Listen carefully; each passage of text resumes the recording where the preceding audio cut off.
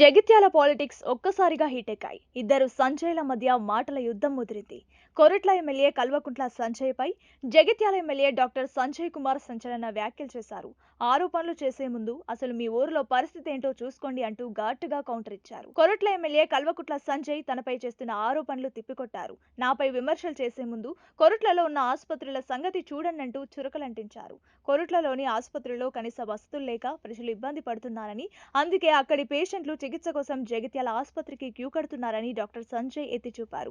కేవలం మాటలు మాట్లాడితే సరిపోదని చేతల్లో చూపించాలని హితవు పలికారు. ముందుగా కొరుట్ల ఎమ్మెల్యే ఆ నియోజకవర్గంలోని 30 పడకల ఆసుపత్రిని బాగు చేసుకోవాలని సూచించారు. రోగులకు మెరుగైన వసతులు కల్పించి ఆ తర్వాత తన గురించి మాట్లాడాలంటూ సవాల్ విసిరారు. డాక్టర్ సంజయ్ చేసిన ఈ వ్యాఖ్యలు ఇప్పుడు ఉమ్మడి కరీంనగర్ జిల్లా రాజకీయాల్లో హాట్ టాపిక్ గా మారాయి. జగిత్యాల ఆసుపత్రికి వస్తున్న రద్దీని చూసైనా కొరుట్ల ఆసుపత్రి తీరు మారాలని ఎమ్మెల్యే సంజయ్ కుమార్ గట్టిగానే బదులిచ్చారు.